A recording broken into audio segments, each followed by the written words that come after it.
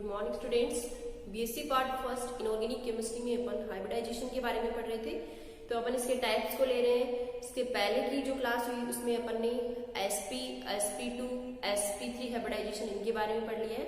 आज अपन स्टार्ट करते हैं, देखो dsp2 हाइब्रिडाइजेशन। dsp2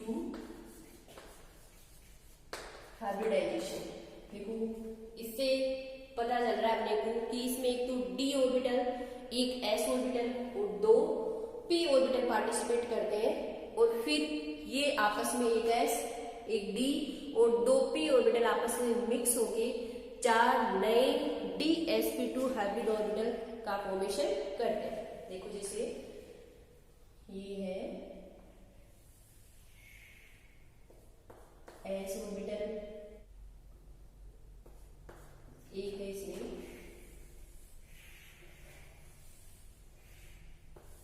ये d ऑर्बिटल, d अपन ले रहे हैं यहाँ पर d(x², y²), ये है s ऑर्बिटल और दो इसमें क्या लेंगे p ऑर्बिटल पार्टिसिपेट करेंगे। एक अपन ने ले लिया मान लो px और एक ले लिया अपन ने py। ओके, तो यहाँ पर एक s, एक d और एक p और एक py, px py, ये चार ऑर्बिटल आपस में मिक्स होके चार नए हाइब्रिड ऑर्बिटल बनाएंगे जिन्हें अपन नाम देंगे dsp2 हाइब्रिड ऑर्बिटल। ये है dsp2 हाइब्रिड ऑर्बिटल और इनकी शेप कैसी होगी dsp2 हाइब्रिड ऑर्बिटल्स की? Square planar, square planar. कल की क्लास में अपन ने sp3 हाइब्रिडाइजेशन पढ़ा था, उसमें एक s और तीन भी पार्टिसिपेट कर रहे थे, यानी उसमें भी तीन ऑर्बिटल पार्टिसिपेट, चार ऑर्बिटल आप पार्टिसिपेट कर रहे थे और इसमें भी कितने ऑर्बिटल है? चार ऑर्बिटल है। लेकिन उसकी शेप कैसी थी? टेट्राहेड्रल, चतुष्फलक की। जबकि जिसमें dsp2 हाइब्रिडाइजेशन होता है उसकी शेप कैसी होती है? Square planar. इसके सेंटर में एटम का नाभिक होता है और चारों कॉर्नर्स पे ऑर्बिटल्स है वो ओरिएंटेड रहते हैं, अपनी विन्यासित रहते हैं। ठीक है, इसका देखो जैसे अपन एग्जांपल लेते हैं। एग्जांपल अपन ले NiCN4 2-।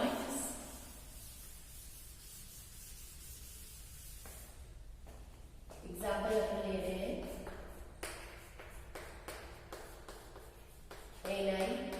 NiCN4 2-। यहाँ पर सेंट्रल एटम कौन है? निकेल। इसका अपन कॉन्फ़िगरेशन लिखते हैं, ये 28 पे आता है पीरियोडिक टेबल में। तो 1s2 2s2 2p6 3s2 3p6 3d8 4s2। ठीक है, ये हो गया निकेल का ग्राउंड स्टेट में इलेक्ट्रॉनिक कॉन्फ़िगरेशन। लेकिन इस कॉम्प्लेक्स में निकेल की जो ऑक्सीडेशन स्टेट है वो कितनी है? 2 है। इधर देखो कॉम्प्लेक्स के ऊपर 2 माइनस है, इधर क्या है? साइनाइड 4 लिगेंड है, एक साइनाइड -1 होता है, तो माइनस के 4 उधर जाएंगे, प्लस का 4 हो जाएगा, प्लस के 4 में से माइनस के 2 कम करेंगे, कितना आ जाएगा? निकेल +2। तो ऑक्साइडेड स्टेट में ये ग्राउंड स्टेट, तो इस कॉम्प्लेक्स में निकेल और +2 स्टेट में है, तो यहाँ पर निकेल +2 में इसका कॉन्फ़िगरेशन क्या हो जाएगा? 1s2 2s2 2p6 3s2 3p6 3d8 4s0 और आगे 4p भी क्या है? 0। ये हो गया निकेल का +2 ऑक्सीडेशन स्टेट में इलेक्ट्रॉनिक कॉन्फ़िगरेशन। देखो अपन इसको यहाँ तक तो कंप्लीटली फिल्ड है, डी से लेते हैं, इधर बना दें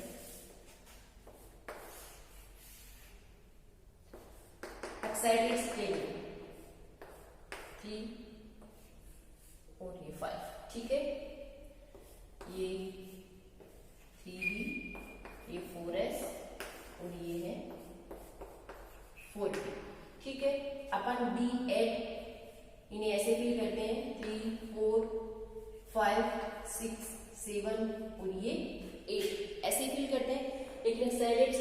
होता है कि इस एक डी का ये वाला जो अनपेयर्ड इलेक्ट्रॉन है वो इस दूसरे अनपेयर्ड इलेक्ट्रॉन के साथ क्या हो जाएगा, पेयर हो जाएगा। और देखो ये ऐसे बना देगा, ठीक है। तो यहां से ये इसमें कौन सा हाइब्रिडाइजेशन हो जाएगा, DsP2 हाइब्रिडाइजेशन। यहाँ पर ये चारों के चारों ऑर्बिटल कैसे हैं, वैकेंट ऑर्बिटल है यानी खाली है। तो ये एक डी, एक एस और दो पी कक्षक आपस में मिक्स होके 4 DsP2 हाइब्रिड ऑर्बिटल है वो बनाएंगे, जो कैसे हैं, वैकेंट है। अब इन वैकेंट ऑर्बिटल के साथ कौन आ जाएंगे, साइनाइड लिगेंड। और साइनाइड लिगेंड इनके साथ क्या बनाएगा, कोऑर्डिनेशन बॉन्ड बनाएगा। और कोऑर्डिनेट बॉन्ड बना के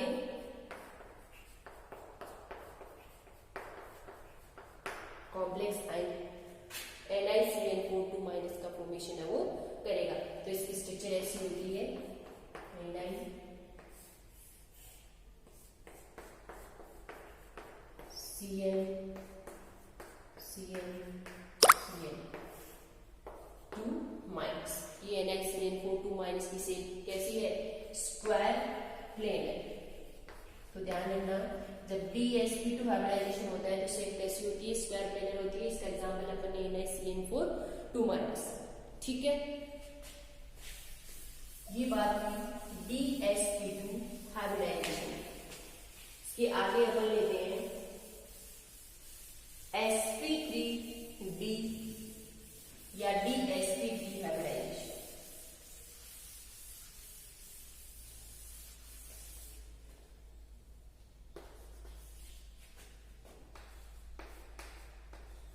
sp3d या फिर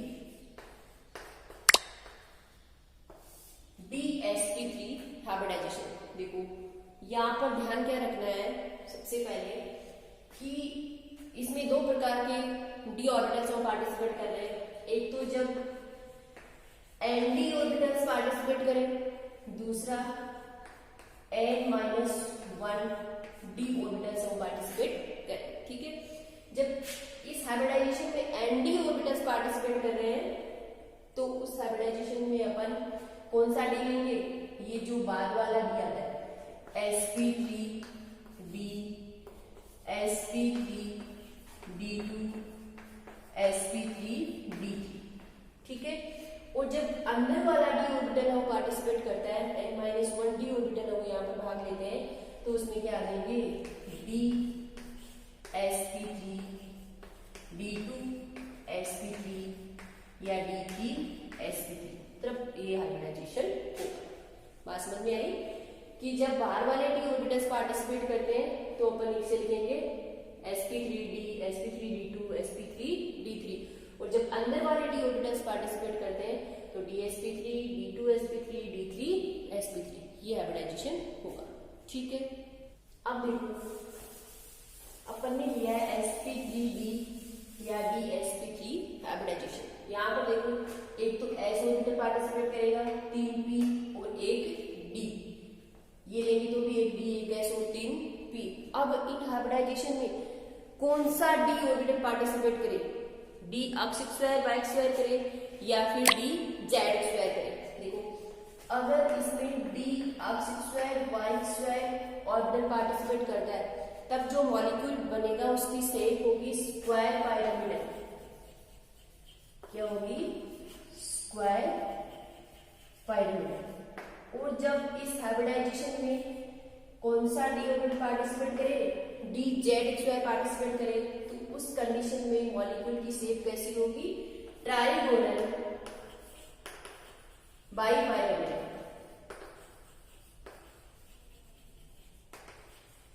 त्रिकोणीय द्विपिरामिड, ठीक है। तो ध्यान रखना कि sp3d या DsP3 हाइब्रिडाइजेशन में जब d अक्ष स्क्वायर y स्क्वायर पार्टिसिपेट करे तो शेप होगी स्क्वायर पायरामिडल, और d जेड स्क्वायर पार्टिसिपेट करे तो ट्राइगोनल बाइपायरामिडल, ठीक है। देखो जैसे अपन ने सबसे पहले ही d अक्ष स्क्वायर y स्क्वायर पार्टिसिपेट कर रहा है, ये फर्स्ट अपन ने ले लिया d कौन सा है, d अक्ष स्क्वायर y स्क्वायर। एक तो यहां पर कोई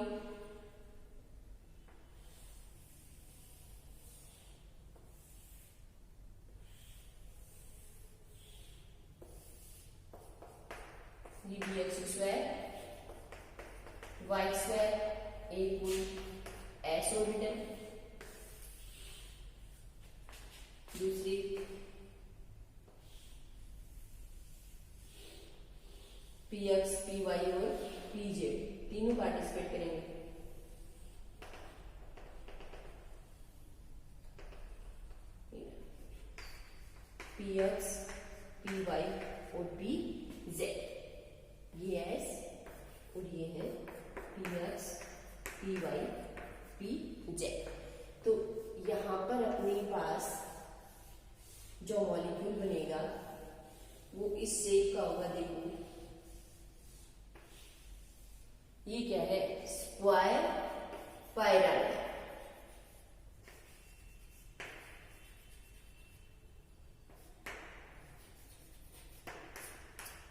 ये कब बनेगा, जब कौन सा डी ऑर्बिटल पार्टिसिपेट कर रहा हो, D oxide square Y square. इसका एग्जांपल है जैसे अपन NiCl5 3 माइनस,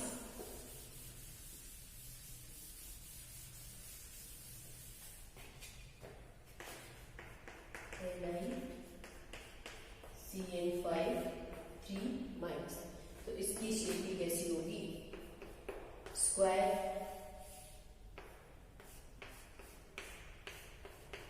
पायरामिडल होगी। इसमें DSP हाइब्रिडाइजेशन होगा। ठीक है। सेकेंड अपन ले क्या, सेकेंड कि जब डी जेड स्क्वायर पार्टिसिपेट कर,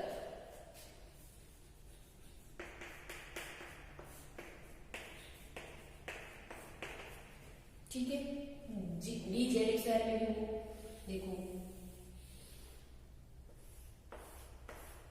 ये डी जेड स्क्वायर एक कोई एस कक्षक हो जाएगा और 3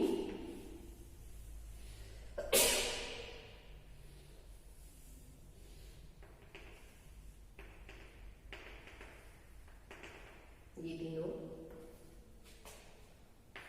पी एक्स पी वाई और पी जेड। डी है डी जेड स्क्वायर एस और 3 पी ऑर्बिटल्स आपस में मिक्स होके 4-5 नए sp3d या dsp3 हाइब्रिड ऑर्बिटल्स का फॉर्मेशन हो करेंगे। और जब डी जेड स्क्वायर पार्टिसिपेट करता है तो अभी अपन ने बात करी थी शेप कैसी होगी, ट्राइगोनल बाइपायरामिडल।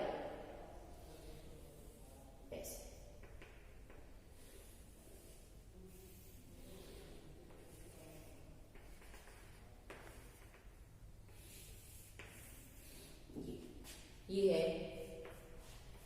ट्राइगोनल बाइपायरामिडल। अब देखो जो ट्राइगोनल बाइपायरामिडल शेप होती है उसमें 3 ऑर्बिटल तो एक प्लेन में होते हैं।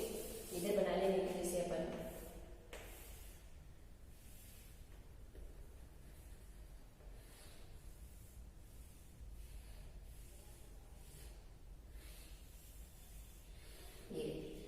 ट्राइगोनल बाइपायरामिडल जो शेप होती है उसमें 3 ऑर्बिटल तो एक प्लेन में होते हैं। जैसे ये प्लेन है तो 3 ऑर्बिटल तो इस प्लेन में होंगे। जैसे अपन ने ट्राइंगल बनाया ना, इसमें एक ये वाला, एक ये और एक ये तो एक प्लेन में होंगे। इन्हें बोलते हैं इक्वेटोरियल ऑर्बिटल्स। Equatorial orbitals. और 2 ऑर्बिटल क्या होते हैं, इन जो प्लेन में होते हैं इनके बिल्कुल परपेंडिकुलर होते हैं 90 डिग्री एंगल पे। इन्हें बोलते हैं एक्सियल ऑर्बिटल। तो ये 3 प्लेन में है, ये तो हो जाएंगे इक्वेटोरियल ऑर्बिटल, और इनके 90 डिग्री एंगल पे है, ये क्या हो जाएंगे दोनों एक्सियल ऑर्बिटल। तो जो प्लेन में है इनके बीच में तो एंगल होगा 120 का, और ये जो एक्सियल और इक्वेटोरियल इनके बीच में जो बॉन्ड होगा वो होगा 90 डिग्री का।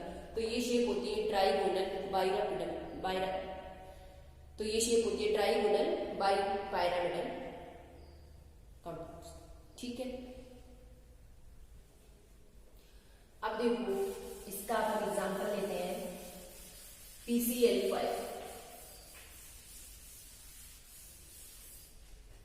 एग्जांपल क्या है PCl5। ठीक है, इसमें भी sp3 हाइब्रिडाइजेशन होगा।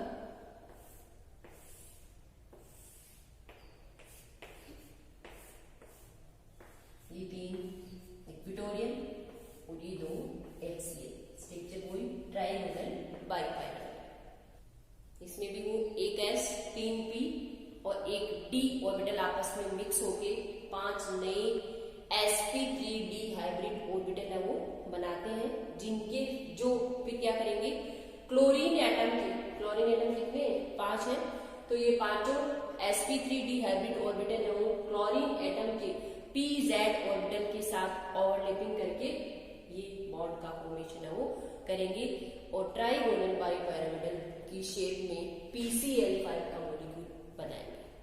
ठीक है, अब देखो यहाँ पर एक ध्यान रखना कि ये जो PCl5 का मॉलिक्यूल है इसकी जो शेप है वो रेगुलर नहीं होती, नियमित नहीं होती है, रेगुलर नहीं होती है, क्योंकि इसमें 3 तो एंगल कितने के हैं 120 डिग्री के, ये 120, ये 120 और ये 120, जबकि ये जो 2 एंगल है ये कैसे हैं 90 डिग्री के। क्या बात कर रहे हैं अपन कि PCl5 का जो मॉलिक्यूल है उसकी स्ट्रक्चर रेगुलर नहीं होती है, इसमें 3 बॉन्ड एंगल तो होते हैं 120 डिग्री और 2 कैसे होते हैं 90 डिग्री के होते हैं। तो ये मॉलिक्यूल है वो काफी रिएक्टिव होता है, क्या होता है काफी रिएक्टिव होता है, तो सॉलिड स्टेट में ये मॉलिक्यूल है वो विघटित हो जाता है और 2 सिमेट्रिकल स्ट्रक्चर या आयंस बना लेता है, एक जैसे PCl4 प्लस और दूसरा PCl6 माइनस। बात समझ में आई कि ये जो मॉलिक्यूल है इसकी स्ट्रक्चर वो रेगुलर नहीं होती है, काफी रिएक्टिव होता है, तो ये सॉलिड स्टेट में विघटित होके 2 सिमेट्रिकल आयंस का फॉर्मेशन वो कर लेता है, जैसे PCl4 प्लस, ये तो क्या हो जाएगा टेट्राहेड्रल शेप में, और दूसरा PCl6 माइनस, इसकी स्ट्रक्चर कैसी हो जाएगी ऑक्टाहेड। ये इंपॉर्टेंट है, ध्यान रखना कि PCl5 का मॉलिक्यूल सॉलिड स्टेट में विघटित होकर PCl4 प्लस और PCl6 आयन का फॉर्मेशन है वो करता है। इसके आगे का पार्ट अपन नेक्स्ट क्लास में देखेंगे।